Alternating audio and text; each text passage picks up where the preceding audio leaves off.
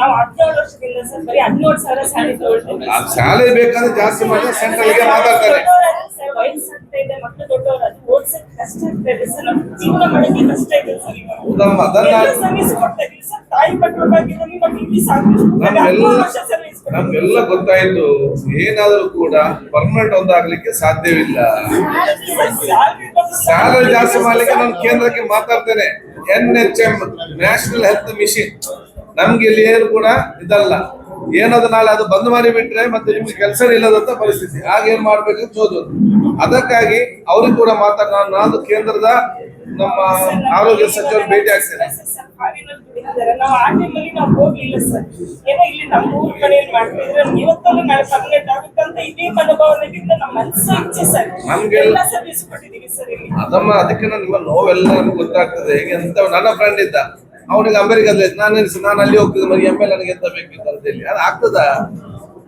ಈಗ ನಮ್ಮ ಪರಿಸ್ಥಿತಿ, ನೀವು NHM ಅಲ್ಲಿ ಇದ್ದೀರಿ.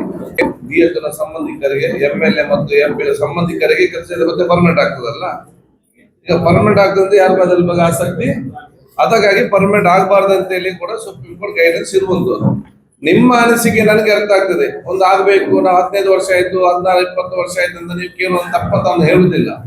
ನಾನು ಯಾಕೆ ನಿಮ್ಗೆ ಕೇಳೋದಂತ ಹೇಳಿದ್ರೆ, ನಿಮ್ಗೆ ಕೆಲವರು ಸಿಗ್ತಾರೆ, ನಾವು ಪರ್ಮನೆಂಟ್ ಮಾಡಿಸ್ತೇವೆ ಅಂತ ಹೇಳಿ ನಿಮ್ಮನ್ನು 2-2 ಸಾವಿರ 3-3 ಸಾವಿರ ತೆಕ್ಕೊಳ್ಳೋದು, ಒಮ್ಮೆ ಬೆಂಗಳೂರಿಗೆ ಕರ್ಕೊಂಡು ಬರೋದು, ಅಲ್ಲೊಂದು ಧರಣಿ ಕೂತ್ಕೊಳ್ಳೋದು, ನಮ್ಗೊಂದು ಫೋಟೋ ಕೊಡೋದು, ಇನ್ನೊಂದು ಮನವಿ ಮತ್ತೆ ನಮ್ಮನ್ನೇ ಫೋಟೋ ತೆಗೆದು ನಾಳೆ ಆಗ್ತಂತ ಹೇಳಿದ್ದಾರೆ, ನಾಳೆ ಇದನ್ನೆಲ್ಲ ಇದ್ದಕ್ಕೂ ನಯಾ ಪೈಸೆ ಯಾರಿಗೆ ಕೂಡ ಕೊಡ್ಲಿಕ್ಕೆ ನೀವು ಅದು ಆಗೋದಿಲ್ಲ ಅಂತ ಗೊತ್ತಿದ್ರೆ ನಾನು ಬೇರೆಯವ್ರಿಗೆ ಏನು ಸುಮ್ಮನೆ ದುಡ್ಡು ಕೊಟ್ಟು ಹೋಗಿ ನೀವು ಮೋಸ ಹೋಗ್ಬೇಡಿ ಅಂತ ನಾನು ಹೇಳುದು ನಿಮ್ಗೆ. ನಿಮ್ಮ ಸ್ಯಾಲರಿ ಜಾಸ್ತಿ ಮಾಡಲಿಕ್ಕೆ ನೋಡುವ. ಅದು ಗಲ್ಫ್ ನಲ್ಲಿ ಬಂದವರು ಇರ್ತಾರೆ, ಅವ್ರು ಏನೋ ಸೇವೆ ಮಾಡ್ಬೇಕಂತ ಇರ್ತದೆ ಅಂತ ಒಂದು ಇಲ್ಲಿ ಎಸ್ಟೇಟ್ ಇದ್ದವ್ರು ಇರ್ತಾರೆ. CSR ಫಂಡ್ ಅವ್ರ ಫ್ಯಾಮಿಲಿ ಅಂತ ಹೆಸರಿಗೆ ಕೊಡುವವರು, ಅವನ್ನೆಲ್ಲ ಇಂಥವ್ರು ನಮ್ಗೆ ಸಿಲೆಕ್ಟ್ ಮಾಡಿ ಆ ಒಂದು ಪ್ರದೇಶ ಕೊಡೋದ್ರ ವ್ಯವಸ್ಥೆ ಆಗ್ಬೇಕು. ನಿಮ್ಮ ಪರವಾಗಿ ನಾನು ಕೇಂದ್ರದಲ್ಲಿ ಮಾತಾಡ್ತೇನೆ. If you like this video ಬೇಗ ಲೈಕ್ ಮಾಡಿ, ಕಾಮೆಂಟ್ ಮಾಡಿ, ಶೇರ್ ಮಾಡಿ ಹಾಗೂ ಯೋಯೋ ಟಿವಿ ಕನ್ನಡವನ್ನು ಸಬ್ಸ್ಕ್ರೈಬ್ ಮಾಡಿ.